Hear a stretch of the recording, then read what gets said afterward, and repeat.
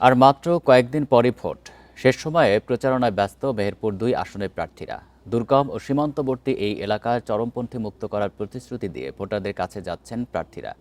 তবে উন্নয়ন ও সমস্যা সমাধানে কাজ করবেন এমন সৎ ও যোগ্য প্রার্থীকে বেছে নেবেন বলছেন ভোটাররা। গাংনী উপজেলার একটি পৌরসভা আর ৯টি ইউনিয়ন নিয়ে গঠিত মেহেরপুর ২ আসন। এই এলাকার ৮০% মানুষই কৃষির ওপর নির্ভরশীল। সীমান্তবর্তী এলাকা হওয়ায় এখানে মাদক ব্যবসা ও পণ্য পাচারের চক্র অত্যন্ত সক্রিয়।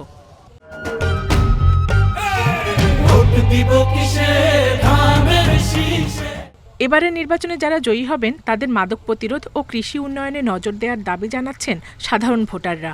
এই এলাকায় মাদকের ভয়াবহতা অনেক বেশি। অনেক এমপি নির্বাচিত হয়েছেন এবং এমপি আসছেন এবং গেছেন, কিন্তু এই মাদকের ব্যাপারে কেউ কোনো পদক্ষেপ নেয় না। আমাদের যারা নবনির্বাচিত সংসদ সভা, আমরা চাইব কৃষকদের প্রতি একটু নজরদারিতা বাড়াতে, যারা তাদের সুবিধা থেকে বঞ্চিত না হয়। আসনটিতে বিএনপি, জামায়াত ও জাতীয় পার্টি থেকে ৩ জন প্রার্থী প্রতিদ্বন্দ্বিতা করছেন। ভোটারদের সমর্থন পেতে প্রত্যন্ত এলাকা পর্যন্ত ছুটে যাচ্ছেন তারা। মূল প্রতিদ্বন্দ্বিতা হবে ধানের শীষ ও দাঁড়িপাল্লার মধ্যে। তবে জয়ের আশা দেখছেন নাঙ্গলের প্রার্থীও। আমরা চাইব যেন প্রশাসন একেবারেই নির্দলীয় নিরপেক্ষ তার সাথে তারা এই নির্বাচনটা বাস্তবায়ন করে।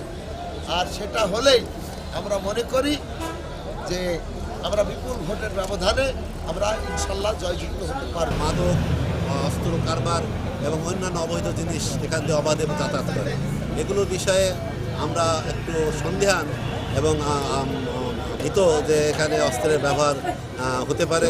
গাংনীবাসী যদি আমাকে সংসদে নেয়, ভোট দিই, জয়যুক্ত করে, আমি গাংনীবাসীর জন্য যে সকল কাজ বন্ধ আছে বা যে সকল কাজ করলে গাংনীবাসীর সুবিধা হবে, আমি সেই সকল কাজ করার জন্য আমি গাংনীবাসীর কাছে অনুরোধ করব। মেহেরপুর ২ আসনে এবার মোট ভোটার ২,৭০,৭০৫ জন। Independent news.